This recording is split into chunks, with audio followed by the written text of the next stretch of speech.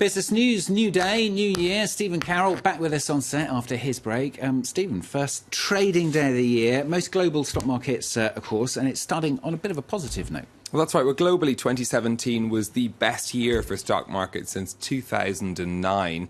In Seoul, South Korea today, there were fireworks and confetti as officials at the Korea Stock Exchange got the trading year off to a start. The Kospi index there had a good year in 2017, rising by more than 20%.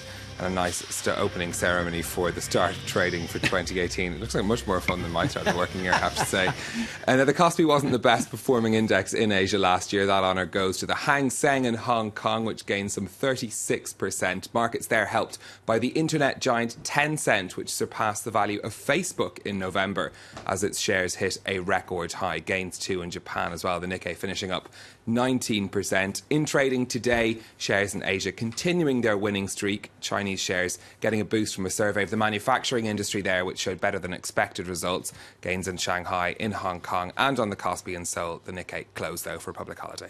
OK, that's Asia. What about the rest of the world then, Stephen? Well, the US markets had a record year as well. Shares boosted by optimism over what President Trump would deliver for business. It wasn't tech companies, though, that saw the biggest increases on Wall Street.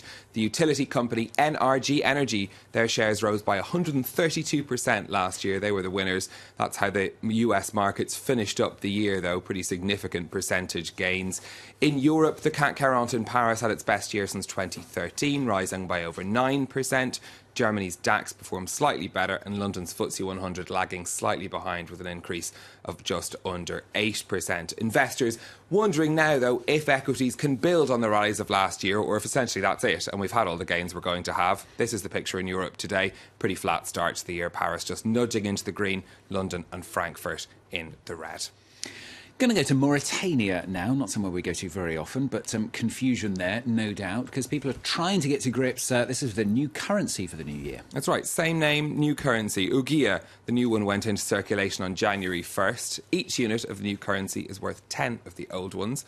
Now, the country's central bank says the move is designed to cut down on forgery, and it denied rumours that it was a devaluation of the currency. But the ouguiya has slumped by more than 10% against the euro in the past year. Julia Kim has the story. It still goes by the same name, but the ouguiya no longer has the same value. As of the 1st of January 2018, the currency drops a zero, meaning 10 old ouguiyas equal 1 new ouguiya. New polymer banknotes have come into circulation, forcing banks to open their doors especially on New Year's Day. Mauritania's central bank hopes to phase out all old banknotes over the next 6 months, starting with the largest denomination of 5,000 ouguiyas. For some, it's a welcome change. I'm really happy about all of this, to be a part of Mauritania's history. The new currency, I think, is a great initiative for all of us citizens. The government says the move aims to protect purchasing power and reduce the amount of money in circulation. For the moment, businesses seem reassured that the ouguiya's redenomination will fight inflation. It's good for us. Prices will go down. Before, you were told 10 or 20,000 for a product. From now on, we'll tell you 800 or 700. Mauritania's revamp of its legal tender comes on the heels of a €136 million loan from the IMF. The African country's public debt has risen to 72% of GDP after years of low growth, attributed to a plunge in iron ore prices in recent years. Julia Kim with that report now. Now, finally, from Stephen, for the moment anyway, the Playboy company, going to talk about them. They might actually want to scrap the magazine. And not because it's just outdated or sexist or any of the many things that you could say about Playboy magazine. This, though, is for business reasons. According to the Wall Street Journal, the firm's controlling shareholder wants to focus on the Playboy brand rather than what they're calling a small legacy print publication.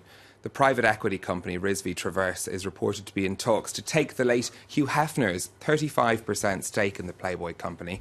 Managing partner at that firm saying that they want to spend the year transforming Playboy from a media business into a brand management company.